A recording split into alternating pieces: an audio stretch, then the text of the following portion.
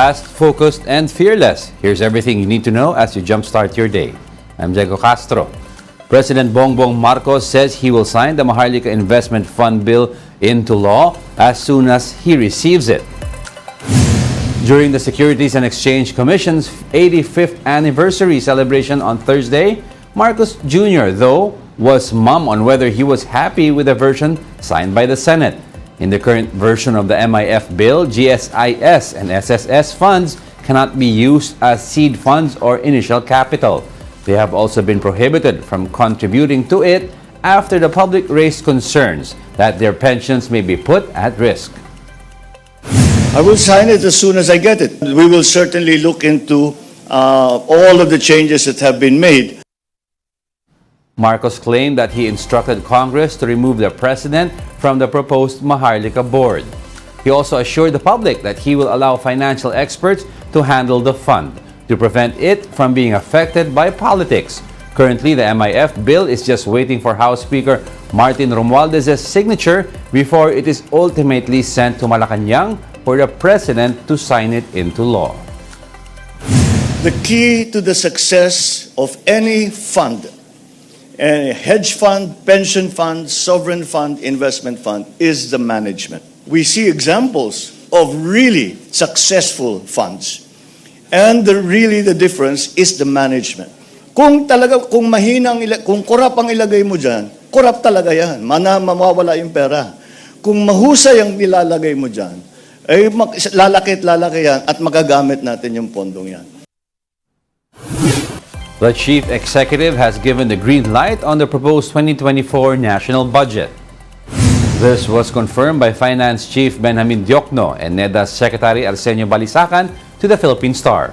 Economic managers presented next year's over 5 trillion peso budget during a cabinet meeting on Thursday.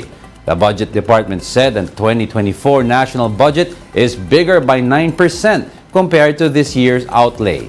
There will be funds allocated for livelihood assistance and technical skills development and training. The education, agriculture, and health sectors will also be given priority. Meanwhile, 10% of the budget will go towards paying off the Philippines' debt. The Constitution provides that the executive branch must submit its proposed national budget to Congress within 30 days after the President's State of the Nation address. Marcos Jr. will deliver his second SONA on July 24.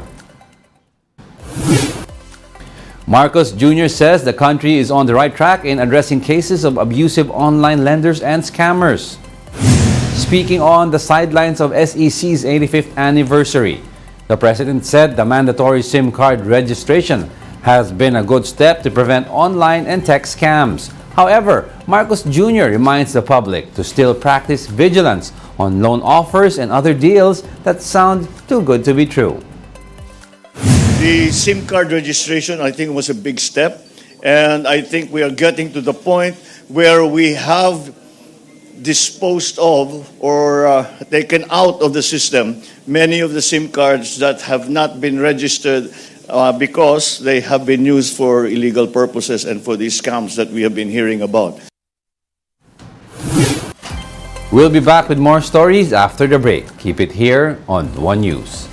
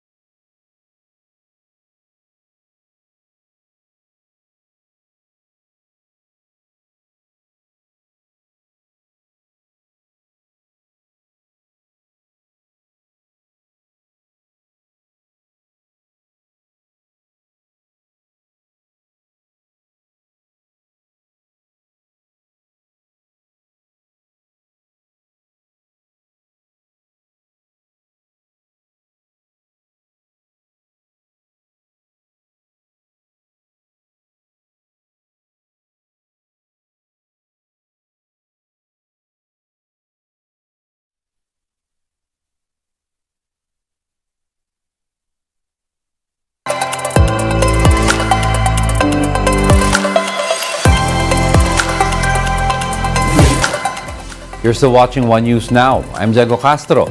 Cebu Pacific has issued, quote, refined policies to compensate customers in cases of flight cancellations and delays. For flight cancellations of 72 hours or more from departure, CEBPAC says it's offering passengers the options to rebook, to convert them to travel funds, or to ask for a refund. The same options are available if your flight is canceled within 72 hours from departure, plus the option to get a travel voucher. Now, if your flight is canceled within the day, Cebu Pacific promises free food and the option to move the flight to other carriers, but subject to availability. They also promise to provide hotel accommodations and transportation allowance if the rebooked flight falls on a different day. But to be clear, you'll only get the hotel provision if your flight was canceled on the day of departure. For delayed flights, Cebu Pacific is also offering the options of free rebooking, conversion to travel fund, and refund. Passengers are also promised to be given free food and the option to move the flight to other carriers, but depending on availability. If the flight is delayed for 4 hours, passengers will be given a one-way travel voucher. And if the flight is delayed for 6 hours, passengers will be given a round-trip voucher. Congressman El Rey Villafuerte wants NAIA terminal reassignments to be put on hold. Villafuerte said the Manila International Airport Authority should rethink its schedule and terminal assignment rationalization or STAR program. According to the Camarines Sur Solon, it has apparently exacerbated rather than eased passenger congestion, with queues reportedly getting even longer. The STAR program, which started on April 16, aims to make NAIA Terminal 2 an all-domestic facility with over 20% expected increase in capacity. Aside from fans, several well-known brands also showed their support and loyalty to the iconic trio Tito, Vic, and Joey. One of those brands is Pure Gold, which has been a partner of the trio for several years. In the company's post, they revealed that Tito, Vic, and Joey will continue to be collaborators. They mentioned that they first worked with Vic and Joey when they only had 50 branches. Now, after 25 years and nearly 500 stores, they are still looking forward to new milestones together with Tito, Vic, and Joey, who are now part of the Kapatid Network. And that's it for this hour. Join us again at 7:45 a.m. as we continue to monitor the day's biggest stories. I'm Diego Castro. We are One News, all sides, all the time.